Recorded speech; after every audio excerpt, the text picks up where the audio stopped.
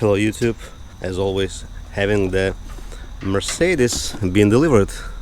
Guess what model? CLK, again, number gazillion.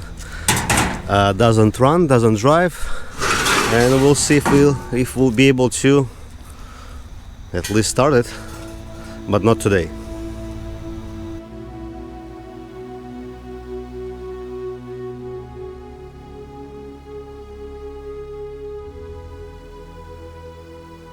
Before I check anything on this Mercedes, I'm gonna need to do a little trip to Washington, and not a state but DC. I'm gonna be back later on tonight, and tomorrow we'll be able to arrange something on this car.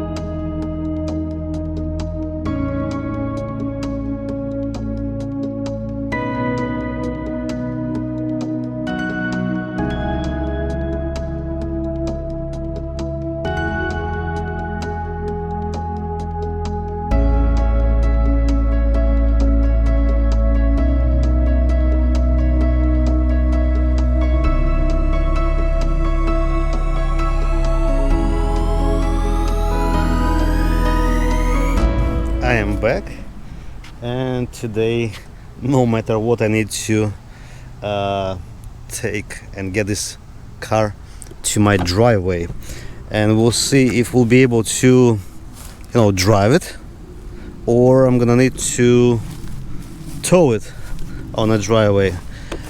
Before that, let's do some, visual inspection to get an idea how bad was the flood. Maybe we'll have some, some marks helping us to identify the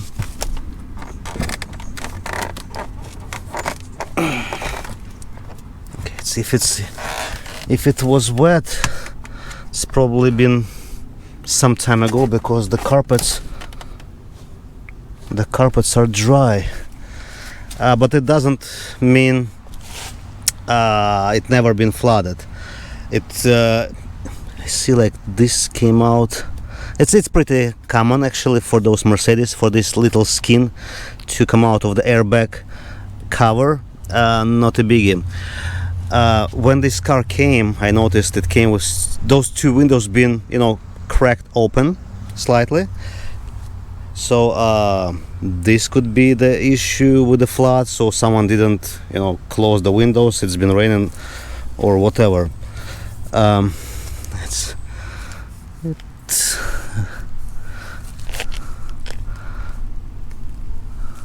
It's been painted here, looks like, probably, or it's, at least I see some like scratching.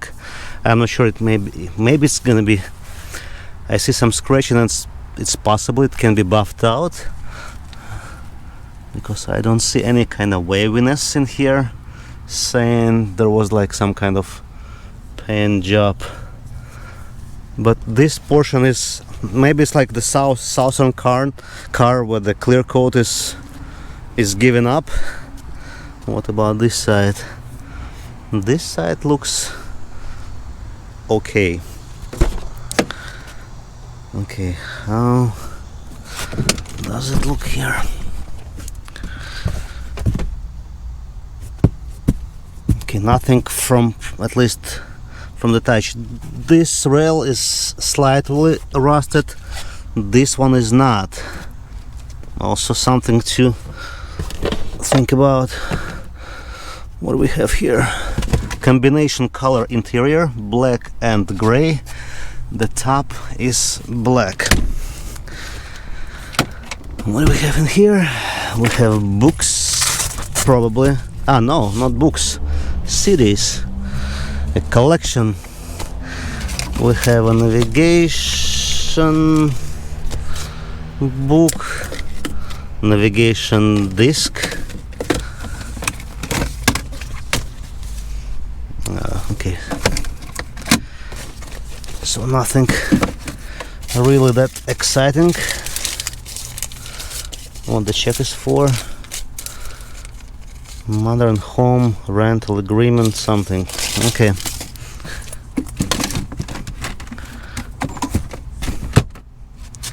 Okay, any flood marks in here? I don't see. Like, you know, line where the water came.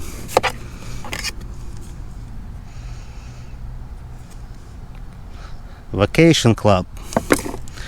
All right, nothing too interesting in here. Okay, let's take a look under the hood. Let's see any signs of anything.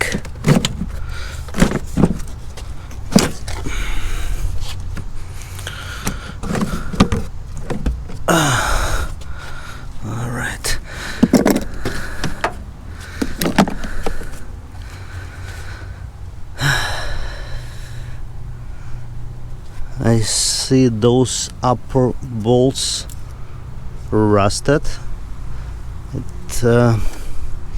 It could be something, it could be nothing.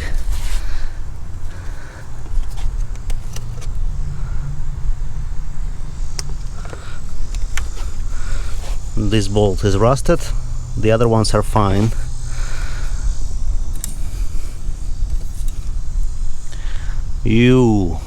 So this one is bone dry. So we know for sure that we won't be starting this car and at least until we got it on a lift, making sure there are no holes in the oil pan. And then we're gonna pour some oil. Let's see what's okay. No water here. How this one looks like.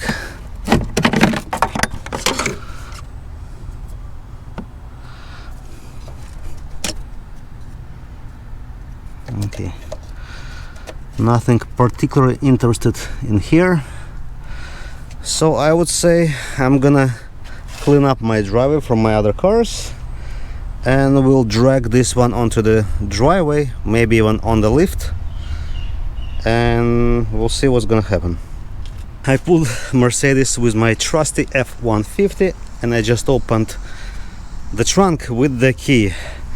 You know, you maybe not know, but there is the button, or not the button but the keyhole.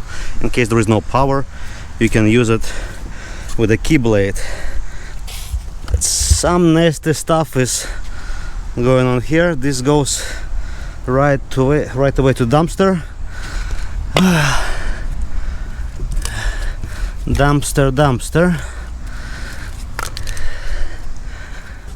Dumpster. This is the chair. Back goes to dumpster. Actually, I can use this to collect everything for a dumpster dive.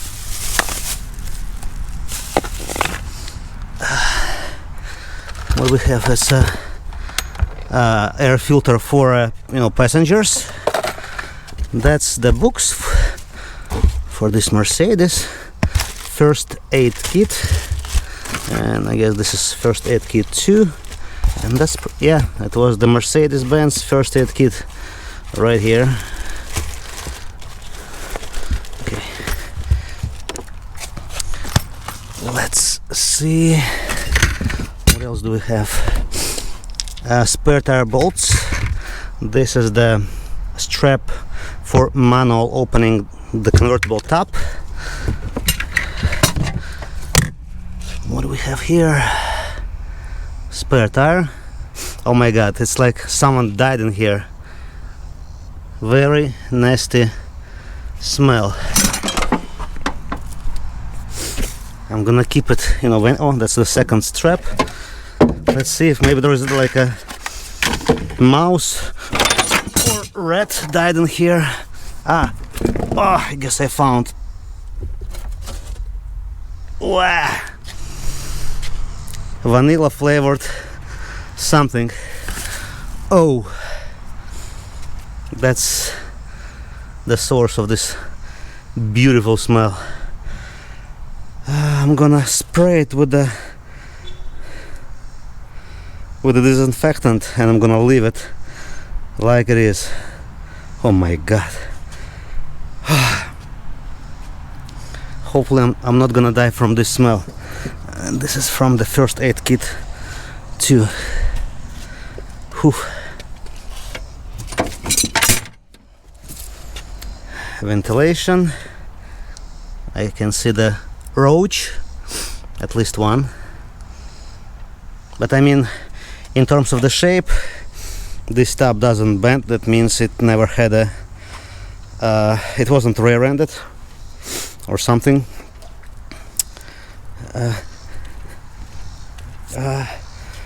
The front cover was actually damaged at Copart, because on the pictures it has the perfect front end. The only thing on the Copart pictures I saw, there is the missing or you know, broken this like chrome trim on this right side of the bumper, but the rest was looking fine on the pictures. So that's Copart's fault for sure. I mean, it's pretty clean in terms of the shape of the body. The roof is nice. Usually this seam is torn. This particular one is okay. So yeah, that's that. We'll see what we can do. So the course of action for this one probably gonna be the following. I'm gonna remove all the coils and spark plugs just to see what's inside the cylinders. Then I'm probably gonna put it on the ramps or jack it up and put some container underneath and put some oil. Who knows, maybe there is like the rod sticking out somewhere on the side of the block. Maybe it's maybe it's beyond the repair at all. By the way, the emergency course of action is I can use the motor or engine from this 350 and put it into this one, because this one is also like 89,000 miles or something like that. It's low mileage motor and it's running and driving, including the transmission. So in case something is catastrophically dead here or broken here, I have you know, the whole engine to put. But it's not interesting. I would like to see if it's possible to get this particular engine back to life. So I'm gonna remove the coils and plugs and we'll see what's inside. I am removing the spark plugs. The first one is almost done.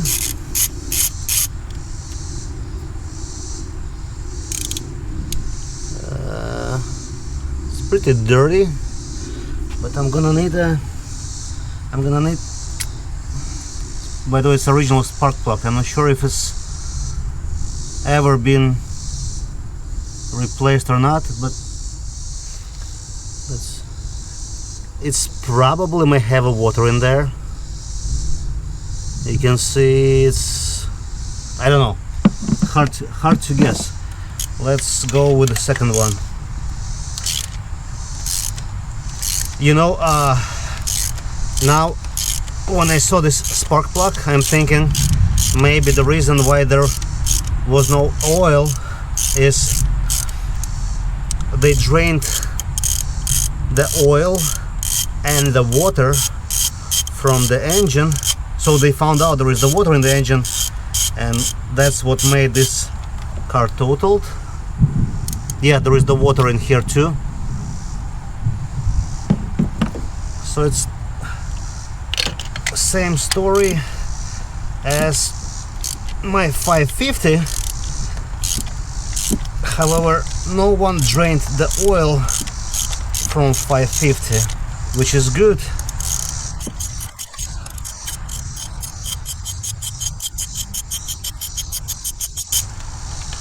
By the way, this spark plug magnetic socket is the lifesaver.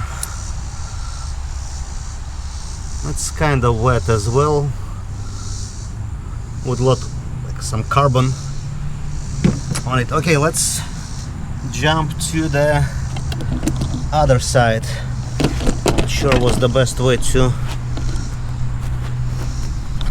place the camera. Maybe this one should be fine.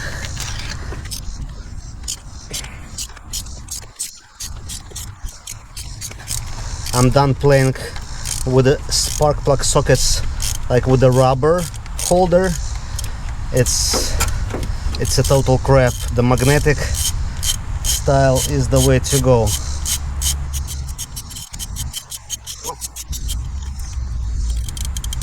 Okay, this one is dry.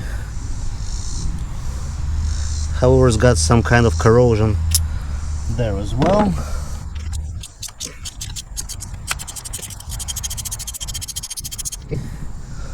This one is dry as well, but again, it's got some corrosion on it.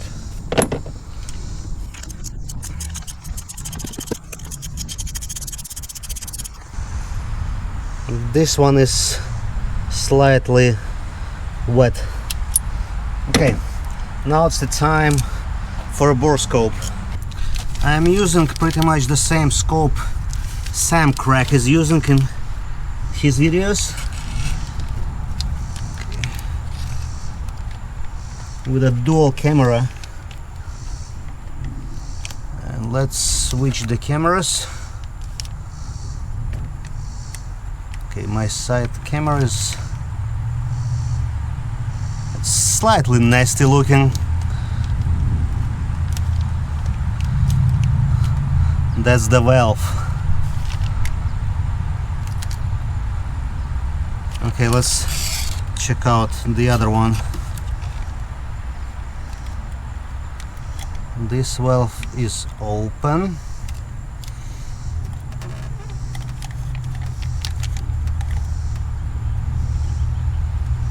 And this is the water in the cylinder. Okay. Let's see another one.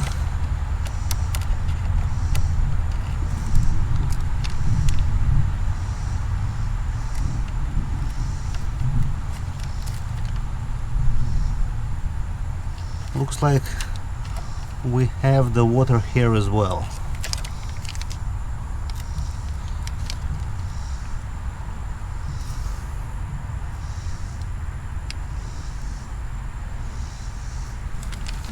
Let's check the other side.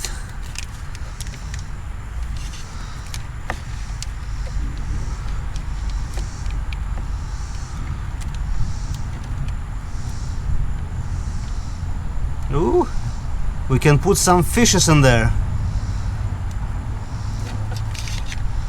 So I think this engine was hydrolocked. The next question is if any of the rod's been bent or not. So this one doesn't have almost any water. Okay, so at that point, after seeing all that, I think I'm gonna put some engine oil, like whatever, you know, leftovers I have, maybe, regardless of a type, and we'll see if we can crank it. Or actually, we can try to crank it right now, just maybe slightly, a few degrees with a breaker bar, and see if it turns over. Actually, it's not a breaker bar, but how it goes, torque wrench. And it's locked. So what we're gonna do, as the old trick, I'm gonna put, yeah, it's totally frozen. I'm gonna spray either WD-40 or liquid wrench into all of the cylinders, and it's helped to free up the engine in my previous projects. So who knows, maybe we're gonna be lucky again. If not, that's not such a big deal, because I have a spare engine with approximately same mileage. So it's I guess it's 89,000 miles right here, and it's 98,000 miles or something similar in this Mercedes.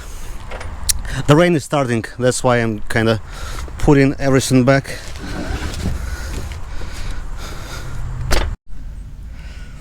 It's a new day, because yesterday it started to rain pretty hard, but so where I stopped was, I wanted to, put some,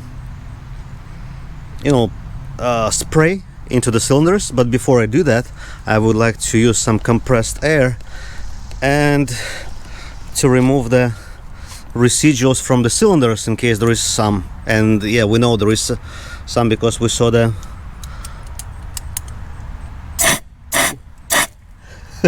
oh my god, probably I need to put a cover for a fuse box, and it should be somewhere here.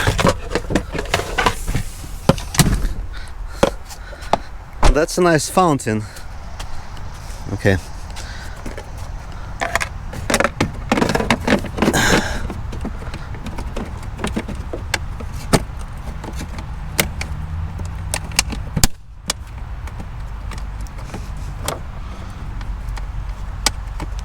Okay, that should be enough.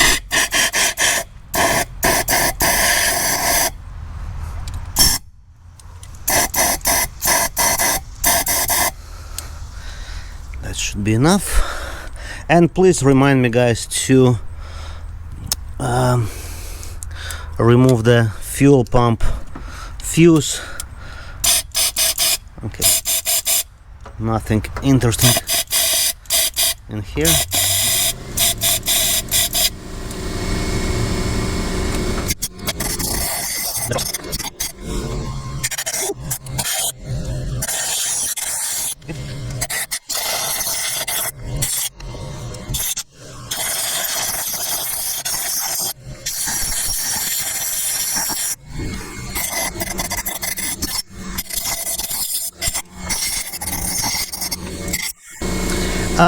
Also, after the experience with this CLK 550, I know for a fact there is the water in the intake. So eventually I'm gonna need to remove the intake, at least to get the water out from it. But assuming the engine gonna spin, otherwise I'm simply gonna remove the engine or swap the engine, in case it's gonna be, frozen or seized beyond the, any, repair.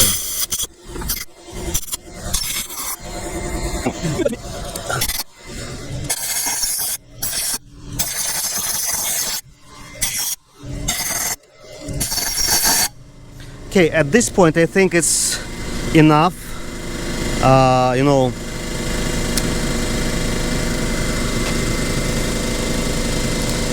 At this point I think it's okay to spray some WD-40 or liquid wrench spray into the cylinders and let it soak for for some time, and then we come back. Alright, let's try to get there.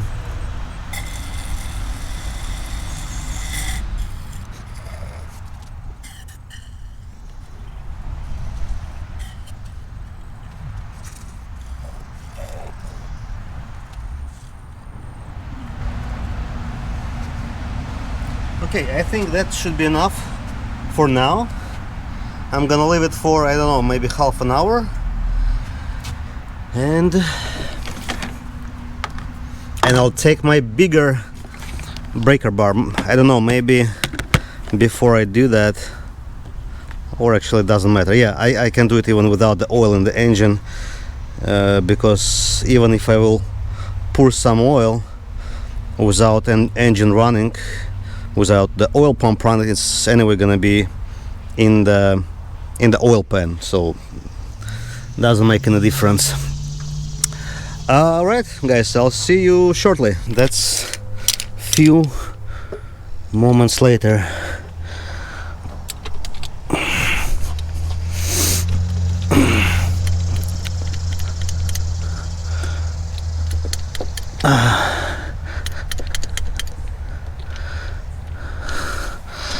Let's see the other side. Huh?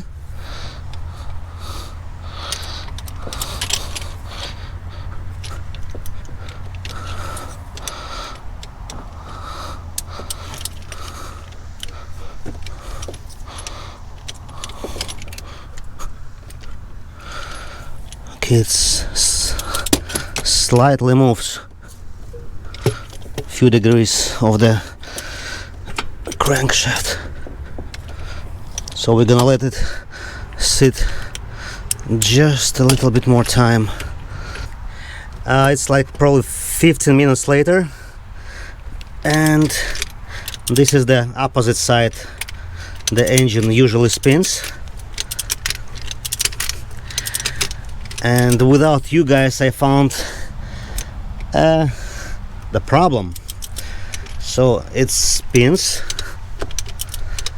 and I took the borescope, and let's say when it spins,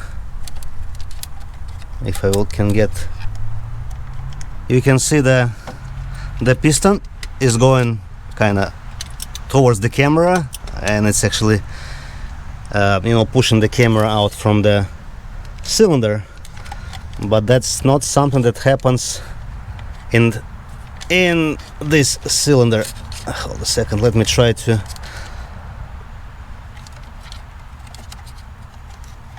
Actually, it doesn't matter. I